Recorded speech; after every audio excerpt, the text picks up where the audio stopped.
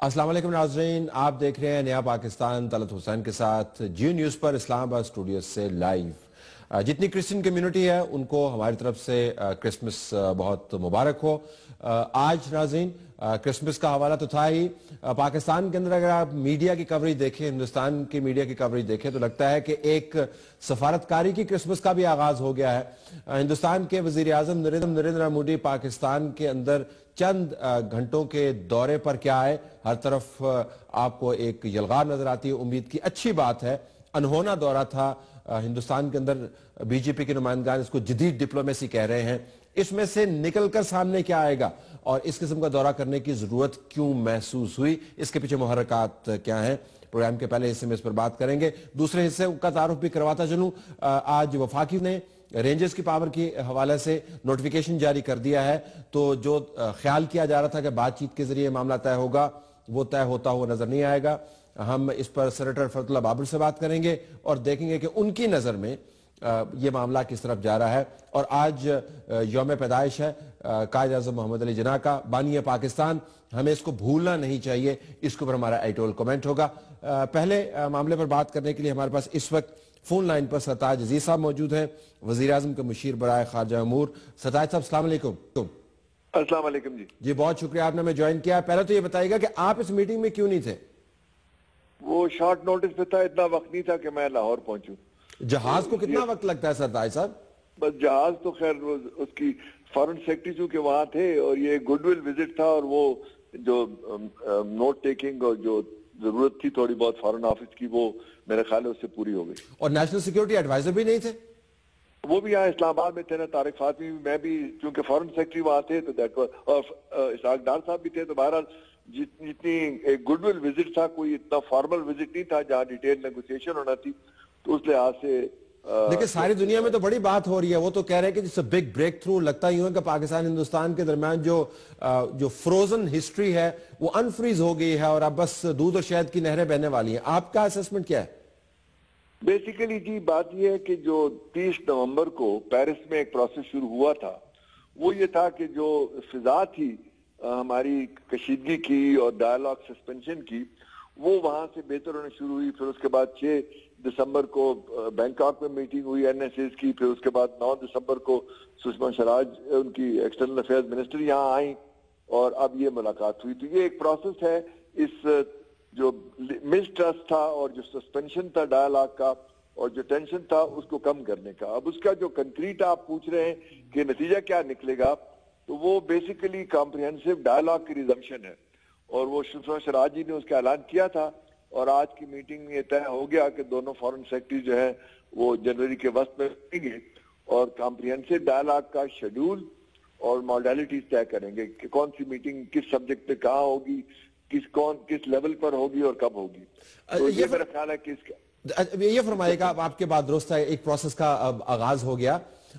हिंदुस्तान के अंदर भी इस डायलॉग के ऊपर तज्जिए हुए हैं, काफी तनकीद भी इसके ऊपर हो रही है। जो खुफिया नौयत है इसकी, मैं अभी देख रहा था ट्वीट, जो सजन जंदाल है, सजन जंदल जो है, उन्होंने जो टाइकून है, बिलियनियर है, वो क्रेडिट लेते हैं कि उन्होंने हिंदुस्तान पाकिस्तान के दरमियान एक गैर रस्मी इनफॉर्मल एम्बेसडर का रोल अदा किया। अपनी तस्वीर भी जारी की है उन्होंने कि जी नवाज शरीफ साहब की रेजिडेंस के ऊपर।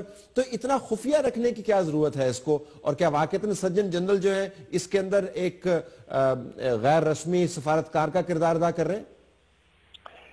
पहली बात यह है जी कि मेरा ख्याल है कि मोदी साहब ने जो फैसला किया, वो रूस से काबुल आए थे और काबुल में उन्होंने गालिबन कल फैसला किया होगा कि हम वहाँ पे लाहौर रुके, और उन्होंने प्राइम मिनिस्टर साहब को फोन किया कि मैं वहाँ पे एयरपोर्ट पे मिलना चाहता हूँ।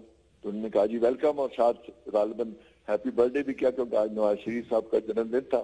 तो उसमें जो कहा कि सीक्रेट जो है वो जाहिर है कि जितने भी वीआईपी होते हैं उनकी मूवमेंट को सीक्रेट रखा जाता है, लेकिन 1 बजे तक ऐलान होता कि मोदी साहब यहाँ आ रहे हैं। तो 4 बजे आए, 1.5 घंटा वहां बैठे और उसके बाद 6:45 बजे चले गए। तो मैंने नहीं ख्याल कि इसकी सीक्रेसी, इस तरह पीछे जो मीटिंग हुई है, चूंकि एक बिल्डअप प्रोसेस है, और मेरा ख्याल है कि इसमें पाकिस्तान में पॉलिटिकल कंसेंसस बहुत है। पीपीपी ने भी वेलकम किया है इसको, तहरीक इंसाफ ने भी वेलकम किया है। तो मजमूई तौर पर मेरा ख्याल है कि जो अमन کی طرف پیش رفت ہے کہ پازیٹیو میسیجز ہو دونوں طرف سے, پیپل ٹو پیپل کانٹیکٹ زیادہ ہوں, تو میرا خیال ہے کہ اس کو زیادہ تر بین الاقوامی سطح پہ بھی اور ملک کے اندر بھی ویلکم کیا جائے گا. جنرل راحیل شریف پاکستان کے چیف آف آرمی سٹاف, ان کو اس ملاقات کا علم تھا آپ کے خیال میں؟ I presume so. I mean, کوئی ایسی بات نہیں ہے کہ اس میں I'm sure جب خبر آئی تو سب کو پتہ چل گیا ہوگا. یہ نہیں ہے کہ خبر آنے سے پہلے پتہ ہونا چاہیے نا ستا, ایسا خبر آئی تو وہ تو مجھے بھی پتہ چل گیا کہ خبر آ گئی تھی. نہیں, خبر آنے کا مطلب ہے جب اطلاع آئی کہ وہ آ رہے ہیں تو ضرور یہ بات, کیونکہ دیکھیں نا جو انتظامات ہوتے ہیں اس میں سارے انسٹیٹیوشنز انوالو ہوتی ہیں, تو اس میں پتہ لگنے میں کوئی ایسی بات نہیں ہونا ہمیں کوئی ایسا حال ہے, کیونکہ یہ جو پروسیس پچھلے 3-4 ہفتے چل رہا ہے اس میں پوری طرح سب لوگ شامل تھے, اور مجھے نہیں لگتا کہ اس وقت ہمیں اچھا ہے یا کوئی ایسی کسی کو بھی ہے کہ جی وہاں سے کوئی نیگیٹو سگنل آئے گا. ستار صاحب آپ کا بہت شکریہ, you always oblige us being with us. ناظرین ابھی ہم اسٹوڈیو میں air vice marshal retired Shahzad Chaudhry صاحب ہمیں جوائن کریں گے. ابھی میں ان کو دیکھ رہا تھا این ڈی ٹی وی کے اوپر وہ موجود تھے, but he is going to be joining us right over here at the studio. ہمارے پاس فون لائن کے اوپر ناظرین سینیٹر پرویز رشید صاحب بھی ہوں گے اور انجینئر خرم دستگیر خان صاحب, اور کراچی میں نعیم الحق صاحب ہمیں جوائن کر رہے ہیں پاکستان تحریک انصاف کی طرف سے. ذرا یہ بھی جانیں گے کہ پولیٹیکل پارٹیز کا اس کے اوپر کیا معاملہ ہے, کیا وہ جاننا چاہیں گے کہ کیا یہ ڈائیلاگ ہندوستان پاکستان کے درمیان ہو رہا ہے یا ہندوستان اور شریفستان کے درمیان ہو رہا ہے, کیونکہ جاتی عمرہ ان کو لے گئے, وہاں پہ ان کی نواسی کی شادی بھی تھی, تمام خاندان سے ان کا تعارف کروایا, اور پاکستان کی ریاست کے نمائندے جن کو ہونا چاہیے تھا تمام کے تمام وہاں پر موجود نہیں تھے. تو let me welcome air vice marshal retired Shahzad Chaudhry صاحب, تجزیہ کار جو ہمیں یہیں پر جوائن کر رہے ہیں. As I take my seat so will he. آئیے شہزاد صاحب. ناظرین ابھی نعیم الحق صاحب اگر لائن پر ہے تو ان سے بات کرتے ہیں. خرم صاحب السلام علیکم. خرم دستگیر صاحب لائن پر ہے. جی آپ کو آواز آ رہی ہے میری؟ جی آ رہی ہے. جی آپ کو اس میٹنگ کا علم تھا کہ یہ ہونے والی ہے؟ جی نہیں تھا. آپ کو علم نہیں تھا؟ نہیں. کیا وجہ آپ کو علم نہیں تھا؟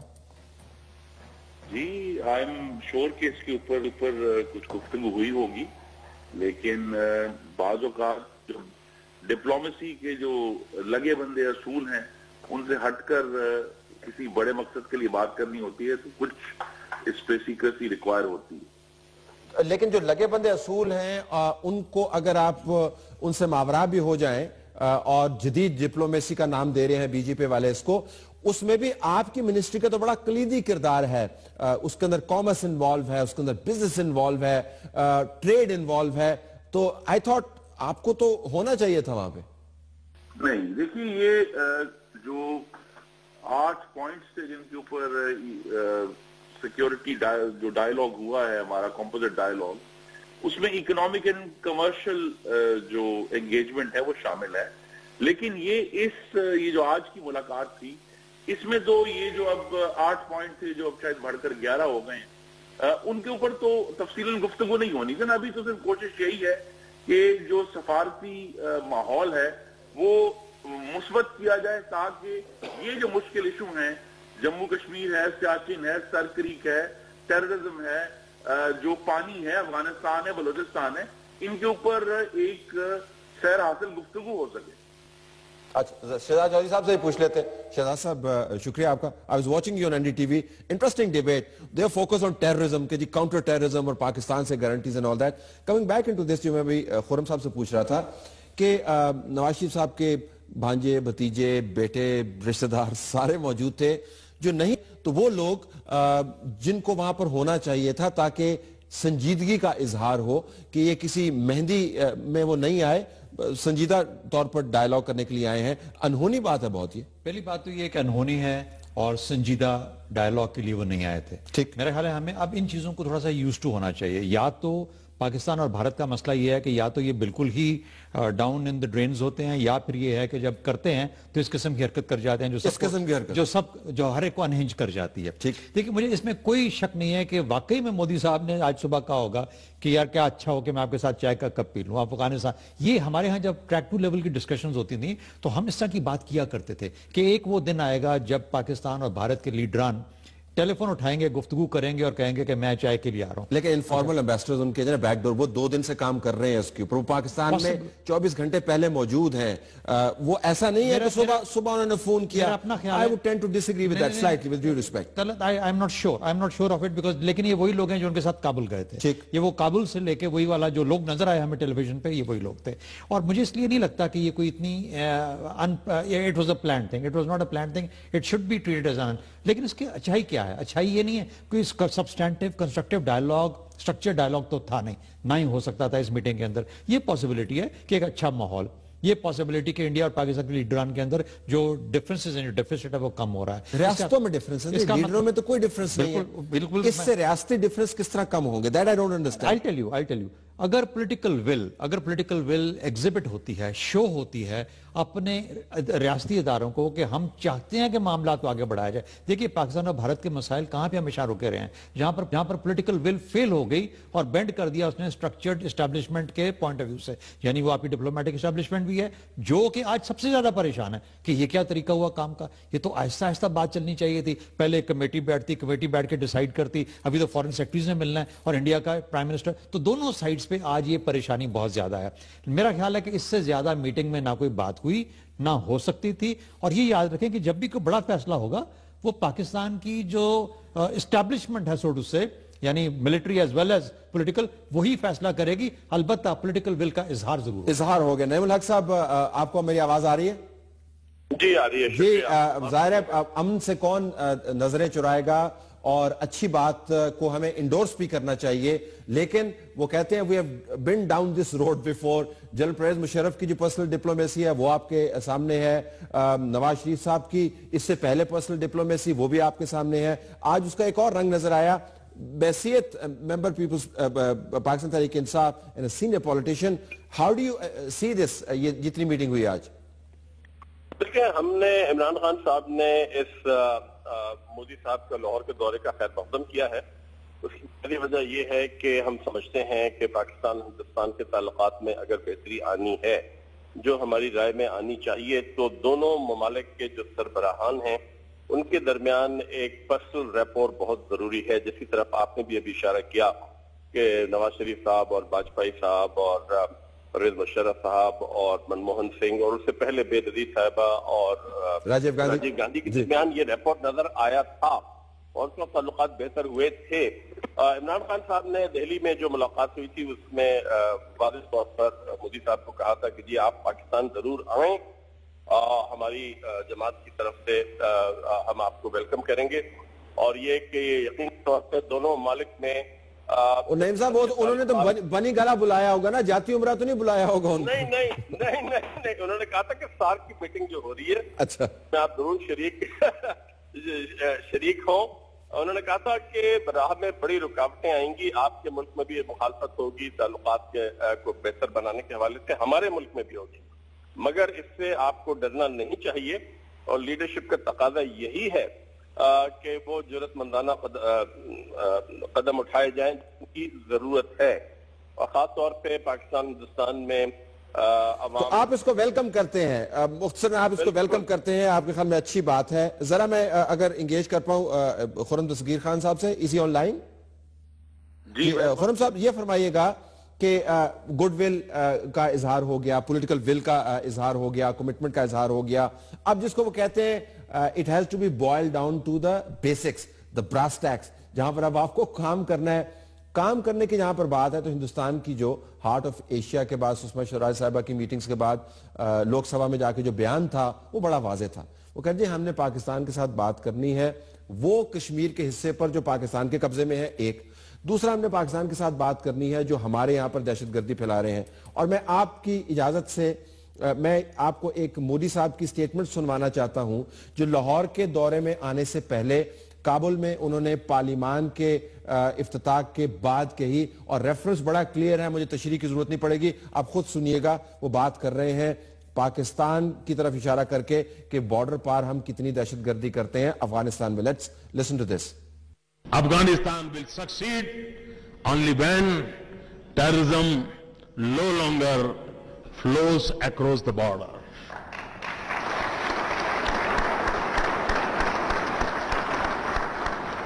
when nurseries and centuries of terrorism are shut and that patrons are no longer in business. और तस्वीर साहब, ज़ाहिर है अफगानिस्तान का बॉर्डर किसके साथ और लगता है, वो उस तरफ से तो लगता है नॉर्थ की साइड से, हम ज़ाहिर इधर की वो बात कर रहे थे। 2 घंटे के बाद पाकिस्तान के अंदर वो तशरीफ लाते हैं और खुशगपियां और मिठाइयां। What I'm trying to say here is कि ये बहुत बड़ा Moody in Kabul was different from Moody इन लाहौर, तो किस मूडी को ट्रस्ट करें हम? जी, असल तो इस विजिट का जो एनालिसिस है वो इसी बात पर आकर खत्म होगा कि हमारे जो दोनों हमसाए हैं मशरिक और मगरिब में, उनके मामले में प्राइम मिनिस्टर नवाज शरीफ की जो पॉलिसी थी स्टेट्समैनशिप की और एंगेजमेंट की, वो बिलाकर कामयाब हुई है। और जो दूसरी तरफ से मुस्तकिल ब्रिंक्समैनशिप थी हिंदुस्तान में भी और अफगानिस्तान में भी, बिलाकर हार्ट्स ऑफ एशिया में और अभी ये जो विजिट हुआ है, कि ये जो स्टेट्समैनशिप लाइक पॉलिसी कि हमने, वो कहते हैं तुर्की व तुर्की जवाब नहीं दिए, हमने उनको जो है वो डायरेक्टली जो है उसको कहते हैं ना जी आई फॉर एन आई नहीं किया, और उसका नतीजा यही हुआ कि हालात की खराबी। नतीजा ये हुआ वो काबुल में बैठ के आपको एक्यूज कर रहे हैं, ये नतीजा हुआ उसका। ये देखिए, हम एक्यूजेशन सुनते रहेंगे। असल इशू क्यों सुनते रहेंगे आप? हिंदुस्तान का वजीर आजम काबुल के अंदर जाके थर्ड कंट्री रूल को वायलेट करते हुए पाकिस्तान के बारे में ये बात कहे और फिर आप उसको उसके सामने रेड कारपेट रोल करें in the next 2 hours. You don't even ask him why he said this. No, हम ये उससे उनकी ये स्टेटमेंट्स का एक एक लफ्ज पढ़ते हैं, उसको समझते हैं। सवाल यही है कि हमें अगर आगे बढ़ना है, और प्राइम मिनिस्टर नवाज शरीफ का जो विजन है ये shared prosperity through regional economic integration, अगर हमने उस तक पहुंचना है तो फिर हमें स्टेटमेंट्स अपनी जगह पर, स्टेटमेंट्स तो पूरा साल आती रही हैं और बड़ी बड़ी खतरनाक, मोदी साहब ने आपको मालूम है जो मुत्तहिदा अरब इमारात में जाकर स्टेटमेंट दी थी वो इससे भी ज्यादा खतरनाक थी। लेकिन सवाल ये कि अल्टीमेटली उनको भी यही इदराक हुआ है कि पाकिस्तान को एंगेज किए बगैर मामलात उनके मुल्क में भी आगे नहीं बढ़ सकते। शहजाद चौधरी साहब इसी नुक्ते के ऊपर शहजाद चौधरी साहब को मुझे लाने दीजिए। Statement in Kabul very clear. देखें, बात सुने, बात यह है कि मोदी वो है जिसने एलओसी के ऊपर 13-14 महीने बमबारी जारी रखी, जिसने किस किस्म की स्टेटमेंट्स अपने मुल्क में नहीं दी। वही मोदी आज क्लाइम डाउन करता है और क्लाइम डाउन करके को जाके पेरिस के अंदर किस किस्म की गुफ्तगू करता है, फिर उसके बाद आज वो ख्वाहिश का इजहार करता है कि वो आके मिलना चाहता है। ये वो मोदी है जिसने कि इतना बड़ा झंडा उठाया होता है। तो मोदी का क्लाइम डाउन भी साथ साथ देखते रहिए। अच्छा, अब जब आता है वो स्ट्रक्चर, सुषमा स्वराज बात करती है टेररिज्म की या उस कश्मीर की जो हमारी तरफ है, तो वो उसी की बात करेंगे जो हमारी तरफ है, लेकिन हम उस कश्मीर की बात करेंगे जो उनकी तरफ है। हम उस टेररिज्म की बात आगे कैसे बढ़ेगी? हम उस नहीं, बात तो ये है कि यही नेगोशिएशन है ना, यही डायलॉग है, यही डायलॉग है। Back to the old position. कोई भी अपनी जगह को उस वक्त तक नहीं छोड़ेगा जब तक दरमियानी रास्ता नहीं ढूंढ लेता। आप हमेशा शुरू करते हैं अपनी हेल्ड पोजीशन से। जब आप बात करने बैठेंगे आज तो अपनी हेल्ड पोजीशन की ऐसी की तैसी कर दी, आप तो मिल लिए ना टॉप लेवल के ऊपर। नहीं, देखिए बात सुने, बात तो ये है कि फिर इसका मतलब ये होना चाहिए कि ये बैंक को मिलना चाहिए जब तक कि कश्मीर का मसला डायलॉग पहले होना चाहिए। एक नजरिया ये नहीं, 101 नजरिया ना, लेकिन स्ट्रक्चर डायलॉग पहुंचने का भी कोई रास्ता होना चाहिए ना। तो स्ट्रक्चर डायलॉग के पहुंचने का आज ये रास्ता है मेरी नजर के अंदर। मेरा ख्याल है कि ना पाकिस्तान बिल्कुल तैयार बैठा है कि अच्छा कश्मीर जो तुम्हारा है वो तुम ले लो और जो हमारे पास है हमें दे दो, या ये कि सियाचिन तुम रख लो, ऐसी हरगिज कोई बात नहीं है। ये जब बात बैठ के होगी तो उस वक्त बात होगी। पाकिस्तान भी बड़ा साफ, देखिए इंडिया की मजबूरी क्या है, उसकी एस्पिरेशंस हैं रीजनल और ग्लोबल। उसको पता है कि सेंट्रल एशिया की का रास्ता यहां से जाता है, उसको पता है कि एनएसजी की जो मेंबरशिप है पाकिस्तान हां करेगा तो चीन हां करेगा। उसको पता है कि अगर वहां ऊपर बैठना है मैंने जाके सिक्योरिटी काउंसिल के अंदर, तो यार ये इसने शोर मचाया हुआ है इस मुल्क ने। उसने दुनिया को सिर्फ ये बताना है शहजाद चौधरी साहब कि मैं कितना हरगिज नहीं। उसने कहना है, अभी आप स्टेटमेंट देखिएगा, फोरकास्टिंग नहीं करनी चाहिए लेकिन स्टेटमेंट देखिएगा तारीख को ज़हन में रखते हुए। उन्होंने कहना है कि देखें विक्टिम भी दहशतगर्दी के हम हैं और चल के भी हम गए, कितने बड़े हैं हम। लेकिन क्या पाकिस्तान के हाथ रुकते हैं ये कहते हुए कि हमने ही उनको कहा कि आइए, हम you are more than welcome, आइए हमसे बात कीजिए। हम ही ने उनको कहा कि हम मुलाकात करने के लिए तैयार हैं, लेकिन वो बैक ट्रैक किया उन्होंने। पाकिस्तान का अपना रिकॉर्ड भी इसके अंदर बड़ा क्लियर है। Let me go to Naimul हक साहब, पीटीआई क्या ये जानना नहीं चाहेगी कि अंदर खाने ये कौन है जो इनफॉर्मल एम्बेसडर्स हैं जो पाकिस्तान हिंदुस्तान के दरमियान बातचीत कर रहे हैं? बिजनेस इंटरेस्ट का भी मामला है। सज्जन जनरल स्टील का बहुत बड़ा नाम है। क्या आप ये जानना नहीं चाहेंगे ये तमाम मामलात के ये सीक्रेट डिप्लोमेसी कैसे चल रही है? नहीं, इसमें कोई शक नहीं कि जनरल जो है वो उसके नवाज शरीफ साहब के साहबजादे के साथ बिजनेस रिलेशन हैं। یہ میرے لیے کہنا مشکل ہوگا کہ کس حد تک وہ تعلقات پر اثر ہو رہے ہیں. مگر میں یہاں پہ ایک بات ضرور کہوں گا طلعت کہ کابل میں آنے سے پہلے جو پرائم منسٹر مودی نے کی اور دہشت گرد یا ان گروپ کی طرف اشارہ کیا, میری رائے میں ان کا اشارہ تھا ان لوگوں کی طرف جن کے خلاف ضرب عضب جاری ہے. اور تو اس میں کوئی حیرت نہیں ہونی چاہیے, پاکستان میں دہشت گروپ آپریٹ کر رہے ہیں, ضرب عضب جو ہے وہ انہی کے خلاف ہو رہی ہے. اور تو ایک یہ بھی اس کی انٹرپریٹیشن ہو سکتی ہے کہ ان کی جانب اشارہ ہو, خاص طور پہ افغانستان کے حوالے سے. On a good day نعیم صاحب آپ ایسی تشریح کر سکتے ہیں. On a good day when you're really feeling generous about India پھر آپ کر سکتے ہیں. And آج کا دن ایسا ہی دن ہے. ویسے تشریح کا کوئی انہوں نے موقع چھوڑا نہیں ہے ہمارے لیے اس میں. نہیں مگر میں کیونکہ وہ جو ملاقات ہوئی تھی عمران خان صاحب کی جس میں بھی شریک تھا, مجھے اور عمران خان صاحب کو اور شاہ محمود قریشی صاحب کو پازیٹیو وائب ہوئی. اور ان کا جو لاہور آنا ہے میں سمجھتا ہوں کہ یہ ایک بگ اسٹیپ, کیونکہ جب تک یہ رابطے بڑھیں گے نہیں اس طریقے سے, اور رکاوٹیں ہوں گی, مسائل ہوں گے اور رہیں گے, آسان نہیں ہے یہ 70 سال سے 68 سال سے جو مسئلہ چل رہا ہے. مگر میں سمجھتا ہوں آگے بڑھنے کا طریقہ یہی ہے, اس کے علاوہ اور کچھ ہے نہیں. جنگ ہو نہیں سکتی. خرم صاحب سے towards the end, if I could ask him this, خرم صاحب آپ کی منسٹری کے حوالے سے کیا کوئی بڑا انیشیٹو پلانڈ ہے ہندوستان کو انگیج کرنے کے لیے؟ پلان نہیں ہے. ہمیں ایک کامیابی حاصل ہوئی تھی جو ہم نے 2014 کے موسم بہار میں نیگوسیشنز کی تھیں, اور وہ ایک ایسی انڈرسٹینڈنگ ہے جو پاکستان اور ہندوستان کے درمیان توازن پیدا کرتی ہے, اور وہ انڈرسٹینڈنگ اس پر ہم قائم ہیں اگر ہندوستان اس پر قائم رہے. ایک تو یہ بات ہے. دوسری بات یہ کہ ہمیں یہ ہمیشہ غور کرنا پڑے گا جب ہم ان دونوں ممالک کے تعلقات کے بارے میں غور کرتے ہیں کہ پاکستان نے اپنے نیوکلیئر ڈیٹرنٹ کے ذریعے کچھ نہ کچھ جو اسٹریٹجک ایج سیمیٹری تھی ہندوستان کے ساتھ اسے تو درست کر لیا ہے, لیکن اکنامک ایج سیمیٹری بڑھتی جا رہی ہے. اور چونکہ ہمارے پاس ریلیٹیو اسٹریٹجک سیمیٹری ہے, we have everything to gain by economic engagement with India. یہ بات کلیئر ہونی چاہیے. تو اس کے اوپر ہم قائم ہیں. اور جو ریجنل ویژن ہے پرائم منسٹر نواز شریف کا, آپ یہ غور کریں نا کہ اب 2014-15 میں انہوں نے ایک ایک کر کے تمام سینٹرل ایشیا کے ممالک کا دورہ کیا. افغانستان میں ایک سے زیادہ دفعہ گئے ہیں. ان کو ہندوستان کو بھی نظر آ رہا ہے کہ بھئی یہ معاملہ پاکستان جو ہے وہ اب ایکٹیولی اپنے جو اکنامک انٹرسٹ ہے اور اسٹریٹجک انٹرسٹ ہے ان کو ریجن میں آگے لے کر جا رہا ہے. Okay, I have to leave it there. Push کیا یہاں. منسٹر صاحب بہت شکریہ آپ کا بھی. شہزاد چودھری صاحب as always thank you very much for being with us. صاحب آپ کا بہت شکریہ, اور ستاج جی صاحب نے ہمیں جوائن کیا تھا اگرچہ اس وقت وہ فون لائن پر نہیں ہے, ان کا بہت شکریہ. کراچی کا معاملہ ناظرین اگلے حصے میں اٹھائیں گے. رینجرز کی لڑائی دہشت گردی کے خلاف تھی, اب وہ وفاق اور صوبائی حکومت اور رینجرز کی ایک ٹرائنگولر فائٹ بنتی چلی جا رہی ہے. آج نوٹیفیکیشن جاری ہوا, کل پیپلز پارٹی کیا کرے گی؟ Do watch that segment.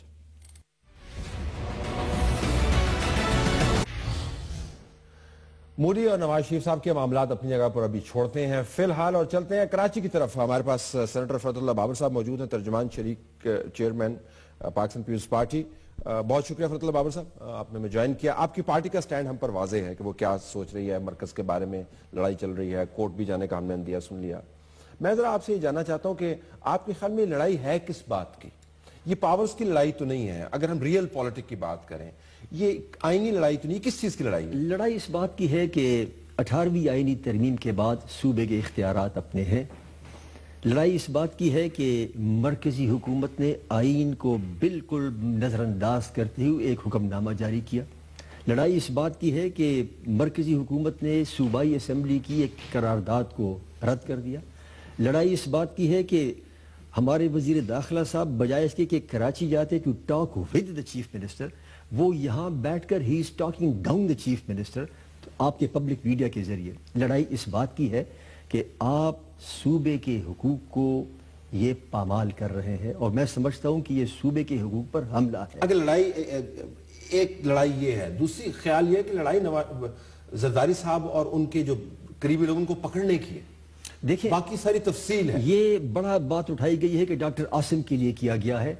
اگر آپ ریکارڈ اٹھا کے دیکھ لیں تو ڈاکٹر عاصم سے پہلے جب رینجرز نے بلڈنگ کنٹرول محکمے پر حملہ کیا تھا اس وقت بھی احتجاج ہوا تھا. آپ اس کو حملہ کہہ رہے ہیں؟ میں بالکل حملہ کہتا ہوں کیونکہ یہ ان کا اختیار نہیں تھا. جب اختیار نہیں تھا اور آپ اس وقت تو آپ نہیں بولے تھے اس طرح نہیں بولے تھے. اس طرح نہیں بولے تھے. اس طرح تو عاصم صاحب کے بعد بولے نا. پھر یہ اس طرح ہم نہیں بولے تھے، لیکن احتجاج اس وقت بھی کیا تھا، ایپیکس کمیٹیز میں بھی کیا تھا، اور وزیر اعلیٰ نے پریس میں بھی یہ بات کی تھی. ہاں اس شدت کے ساتھ نہیں کیا تھا.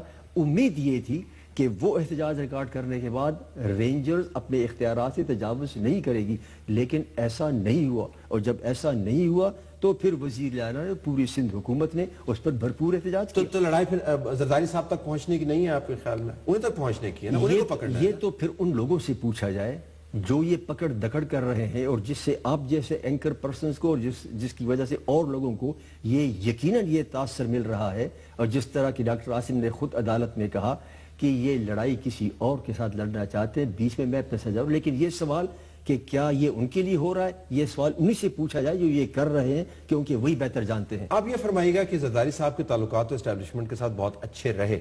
پاکستان کی تاریخ میں آپ صدر پاکستان نہیں بن سکتے اگر اسٹیبلشمنٹ نے آپ کو انڈورس نہ کیا ہو. تو جنرل کیانی کے ہوتے ہوئے وہ صدر بنے، اور اس کے بعد معاملہ چلتا رہا، میمو گیٹ وغیرہ چلا، لیکن یہ دھچکے تھے، بڑا معاملہ نہیں تھا. کہاں پر آ کے تڑاک سے یہ تان ٹوٹ گئی؟ میں سمجھتا ہوں کہ یہ براہ راست زرداری صاحب کی یا پاکستان پیپلز پارٹی کی اسٹیبلشمنٹ کے ساتھ براہ راست جھگڑا نہیں ہے. مرکز میں کچھ لوگ ایسے ہیں جو اپنے مخصوص مقاصد کی خاطر غالباً پاکستان پیپلز پارٹی اور اسٹیبلشمنٹ، سندھ حکومت اور مرکزی حکومت اور رینجرز میں جھگڑا چاہتے ہیں. اور وہ کیا چاہتے ہیں؟ I have given a thought to it. مجھے کوئی پتہ تو نہیں چلا، لیکن میں یہ مجھے شک ہے کہ جو لوگ یہ گڑبڑ کرا رہے ہیں وہ نواز شریف پرائم منسٹر صاحب کی مشکلات پیدا کرنا چاہتے ہیں، کیونکہ ان کو پتہ ہے کہ اس کے مضمرات جو ہیں یہ ایک پولیٹیکل ڈیزاسٹر ہوگا، اور اس کے جو مضمرات ہوں گے وہ پرائم بابا صاحب دیکھیں، اسلام آباد بہت بڑا ہے، مرکز جس کو آپ کہتے ہیں، لیکن اسلام آباد کو چلانے والا جو مرکز ہے وہ اتنا سا تو مرکز ہے. وہ کتنے بندے ہوں گے نواز شریف صاحب کے ساتھ جو یہ کام کرنا چاہ رہے ہوں گے؟ چودھری نثار صاحب بھی ہوں گے. اچھا کہ چودھری نثار صاحب کی طرف ہی آپ کا حوالہ ہے، تو چودھری نثار صاحب یہ کیوں کر رہے ہوں گے؟ وہ تو ایک الیکٹڈ پولیٹیشین ہے، ان کا کیا ایمبیشن ہوگا؟ لڑائی کروا کے ان سے کیا لینا دینا؟ It doesn't make sense frankly جب آپ یہ الیج کرتے ہیں یا امپلائی کرتے ہیں کہ مرکز میں کچھ لوگ ہیں. ڈیفینیٹلی مرکز میں ایسے لوگ ہوں گے، ورنہ پرائم منسٹر صاحب خود اسی کراچی میں خود ایک اینٹی ٹیررزم کورٹ کے ہاتھوں کنوکٹ ہوئے تھے ہائی جیکنگ میں اور ملیٹنسی میں، اگر آپ کو یاد ہو. تو نواز شریف آئی تھنک کہ ان کو سی ایم سندھ کے کنسرنز کو بہتر سمجھتے ہوں گے. کچھ لوگ ان کنسرنز کو نہیں سمجھتے، اور ہو سکتا ہے کہ وہ یہ سب کچھ کر کے مشکلات نواز شریف پرائم منسٹر کے لیے کریٹ کریں، شاید ان کی نظر پرائم منسٹر کی کرسی پر ہو. اچھا اگر اس کے اوپر ہم واپس آئیں کہ اب آگے کیا ہو سکتا ہے، آپ عدالت جائیں گے، رجوع کریں گے اس کی تشریح اور کون صحیح ہے کون غلط ہے؟ نہ آپ کا بیان درست ہوگا نہ وفاق کا، پھر عدالت فیصلہ کرے گی اس کا. ہم نے ابھی تک تو یہ فیصلہ نہیں کیا کہ عدالت، ہم نے یہ بھی فیصلہ نہیں کیا کہ رینجرز کو ہم روکیں گے. ہم ان کو روک تو نہیں سکتے، ان کے پاس بندوقیں ہیں، وہ آ جائیں گے. ہم اتھارٹی نہیں ہے، بندوقیں ہیں صرف. اور کیا بندوقیں ہیں، کیونکہ جس قانون کے تحت جس طرح ان کو بھیجا جا رہا ہے ان کے پاس کانسٹیٹیوشنل لیگل اتھارٹی نہیں ہوگی، وہ بندوق کے زور پر کریں گے. فیصلہ آپ تو نہیں کریں گے، تو عدالت ہی کرے گی نا کہ ان کے پاس اتھارٹی ہے یا نہیں ہے. عدالت ابھی وہ صوبائی حکومت کا کام ہے کہ وہ جانا چاہتی ہے یا نہیں جانا چاہتی. ہمارا ڈیفینیٹلی ایک آپشن، ہم نے یہ فیصلہ ضرور کیا ہے پاکستان پیپلز پارٹی نے کہ ہم اس کی بھرپور مخالفت کریں گے. ہر فورم جو اویلیبل ہے اس پر آواز اٹھائیں گے، مخالفت کریں گے. عدلیہ کا بھی ایک فورم ہے، فی الحال اس فورم کو استعمال کرنے کا فیصلہ نہیں کیا گیا. سر دست فیصلہ یہ کیا گیا کہ سیاسی طور پر پارلیمان میں، اور آپ نے دیکھا گزشتہ روز سینٹ میں، پارلیمان میں اس پر بھرپور بحث ہوئی، اور ہم یہ احتجاج کرتے رہیں گے. تو احتجاج کا جو مرکز ہے، جو اس کا ایم ہے، وہ کیا ہوگا؟ وہ وفاقی حکومت تو نہیں، بیکاز یہ وفاقی حکومت کا معاملہ نہیں رہ گیا نا. یہ جنرل بلال کا معاملہ ہے، یہ جنرل رضوان کا معاملہ ہے، یہ پاکستان کی کور سیکیورٹی اسٹیبلشمنٹ کا معاملہ، جن کا خیال ہے کہ کراچی کے اندر خصوصی طور پر اور سندھ میں عمومی طور پر جو نیٹ ورک بنا ہوا ہے جس کے ذریعے بہت ساری برائیاں پھیلتی ہیں، دہشت گردی کو فائنانس کرنے سمیت، اس کے دھاڑے بلاول ہاؤس جا کے ملتے ہیں. دیکھیں بیان جاری ہو چکا ہے. جہاں تک نیکسس کی بات ہے کہ ملیٹنسی کا نیکسس فائنانسز کے ساتھ ہے، بے شک کریں، لیکن وزیر اعظم نے یہ پابندی، وزیر اعلیٰ نے یہ کہا ہے کہ اگر آپ کسی ملیٹنٹس کے ایکٹ کو نیکسس بنانا چاہتے ہو کہ اس کے ساتھ فائنانشل چیز انوالوڈ ہے تو آپ پہلے مجھے بتائیں۔ وہ کیا انویسٹیگیشن ہوگی؟ وہ کیا تحقیقاتی تو اس کا مطلب یہ ہوا طلعت صاحب، پھر آپ یہ کہنا چاہتے ہیں کہ صوبے کا منتخب وزیر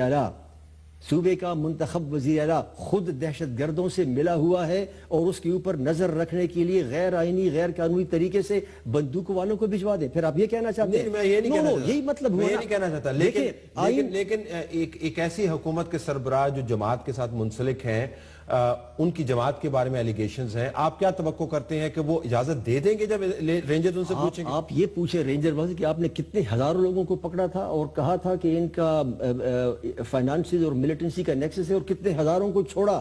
سوال یہ پیدا ہوتا ہے کہ کیوں پکڑا، کیوں چھوڑا؟ کیا fingers will not be pointed کہ آپ لوگوں کو پکڑتے ہو اور کہتے ہو کہ یہ نیکسس ہے اور پھر چھوڑ دیتے ہو؟ یہ پولیس والے جب ایسا کرتے ہیں تو سب کہتے ہیں کہ پیسے لے لیے، یاد ہے آپ کو؟ اگر نیکسس ہے اور قانون آپ کا یہ کہتا ہے، آئین یہ کہتا ہے کہ جناب اسپیسیفک اور جنرل ڈائریکشنز گورنمنٹ دے گی، اگر وزیر اعلیٰ نے کہہ دیا ہے کہ یہ اسپیسیفک اور یہ جنرل ڈائریکشن ہے کہ نیکسس کی اگر آپ بات کرو گے تو میرے سامنے ثبوت آپ لے کے، آپ نے ڈاکٹر آصف کو پکڑ لیا، I am sorry to be referring to that, 90 دن رکھا، کیا نیکسس آپ نے ڈھونڈا؟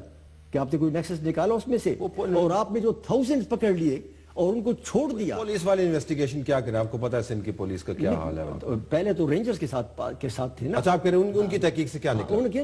تو مطلب بات، the point I want to make is کہ اگر تو آپ نے جو 4 ایریاز آئیڈینٹیفائی کیے ہیں، اگر آپ آئین اور قانون کو مانتے ہو اسی کے اندر رہو گے، ہاں آپ اس سے آگے کرو گے، تو آپ نے پہلے بھی آئین کی دھجیاں اڑائی ہیں، ایک بار پھر بھی آپ اڑا سکتے ہو، لیکن ہم احتجاج تو کریں گے۔ Okay, I have to leave it there. Senator Farhat Ullah Babar sahib, بہت شکریہ، آپ نے ہمیں جوائن کیا۔ ناظرین، کراچی آپ کو تھمتا ہوا نہیں بلکہ ابلتا ہوا آنے والے دن میں نظر آ رہا ہے اور معاملہ اسی کے گرد گھومے گا۔ ہمارا ایڈیٹوریل کمنٹ ابھی باقی ہے، اسٹے ٹیونڈ فار دیٹ۔ آئیے ناظرین، اب چلتے ہیں اہم نقطے کی طرف۔ اہم نقطے کا تعلق بانی پاکستان قائد اعظم محمد علی جناح کی یوم پیدائش سے ہے۔ وہ یوم پیدائش جو آج ہم نے ہندوستان کے ساتھ ذاتی قسم کی سفارتکاری میں عملاً اس کو بھلا دیا، اور نریندر مودی اور ان کی جماعت جو پاکستان کو سرے سے مانتی ہی نہیں ہے، اور ہمیں یہ خیال ذہن سے نکال دینا چاہیے کہ ان کے ایک وزٹ سے پاکستان کو ماننے کے عمل کا آغاز ہو گیا ہے۔ اس سفارتکاری کے اندر ہم نے اتنا اہم دل بھلا دیا۔ بہرحال ایک علیحدہ معاملہ ہے۔ قائد اعظم کی شخصیت بہت بڑی ہے، وہ اتنی بڑی شخصیت ہے کہ ان کو تنقید کا نشانہ بنا کر یا متنازع بنا کر لوگوں نے اپنا قد کاٹ اونچا کرنے کی کوشش کی ہے۔ تاریخ اس کی گواہ ہے کہ دائیں بازو کی جو سوچ رکھنے والے ہیں اور بائیں بازو کی جو سوچ رکھنے والے ہیں، ایکسٹریم سوچ رکھنے والے ہیں، دونوں نے قائد اعظم کی شخصیت کے اوپر حملے کیے۔ برطانوی راج نے قائد اعظم کی شخصیت پر حملے کیے، ہندو راج نے قائد اعظم کی شخصیت پر حملے کیے، متنازع بنانے کی کوشش کی، جس سے آپ کو پتہ چلتا ہے کہ کچھ بہت بڑا کام کر گئے ہوں گے مرحوم، جس کی وجہ سے دنیا پریشان ہوئی، اور کام انہوں نے کیا کہ تمام تر مخالفت کے باوجود انہوں نے ایک آزاد ملک بنایا جس کے اندر آج ہم سانس لے رہے ہیں۔ قائد اعظم کی شخصیت کو جاننے کے لیے آپ صرف جو پٹی چلتی ہے ٹی وی پر اس سے نہیں آپ اس کو جان سکتے، اخبارات کا مطالعہ اوکیشنلی کر کے آپ اس کو صرف نہیں جان سکتے۔ جو کچھ ہم نے پڑھا ہے ان کی شخصیت کے بارے میں وہ بہت ادنا سا عکس ہے ان کے افکار کے بارے میں۔ بڑی عظیم شخصیت تھے اور ایک جینون اور کھرے لیڈر تھے، محنتی لیڈر تھے، انکرپٹیبل لیڈر تھے، اور انٹیگریٹی والے لیڈر تھے، اور شفاف لیڈر تھے۔ یہ سب کچھ جاننے کے لیے ناظرین، آج کے دن اگر آپ نے قائد اعظم کو یاد کرنا ہے یا اپنی آنے والی نسلوں کو بانی پاکستان کے بارے میں بتانا ہے، تو کم از کم وہ 20 کتابیں یا سینکڑوں کتابیں بلکہ جو قائد اعظم پر لکھی جا چکی ہیں، ان میں سے چند ایک خریدیے اور اپنے بچوں کو پڑھنے کے لیے دیجیے۔ اگر ہم نے قائد اعظم کے اوپر جو دنیا بھر میں لٹریچر پروڈیوس کیا ہے اس کو پڑھوانے کا بندوبست یا انتظام نہیں کیا، تو اب یقین مانیں کہ اگلے سال اور اس سے اگلے سال ہم آہستہ آہستہ قائد اعظم کو بھولتے چلے جائیں گے۔ افکار تو ہم نے آدھے بھلائی دیے ہیں اور تصویر بھی ان کی مدھم پڑتی چلی جائے گی۔ اللہ نہ کرے کبھی ایسا ہو۔ بہت عظیم شخصیت ہیں، ان کی وجہ سے آج ہم پاکستان کے اندر کھڑے ہیں۔ اگر وہ نہ ہوتے تو ہم یہاں پر نہ ہوتے، اور یہ کافی ہے ہماری طرف سے یہ ایکنالج کرنا کہ ہم ان کے قرض میں مبتلا ہیں اور اس قرض کو ہم اتار سکتے ہیں ان کی شخصیت کے بارے میں جان کر اور پڑھ کر. ہماری طرف سے یہ کچھ اجازت چاہتے ہیں. اللہ حافظ.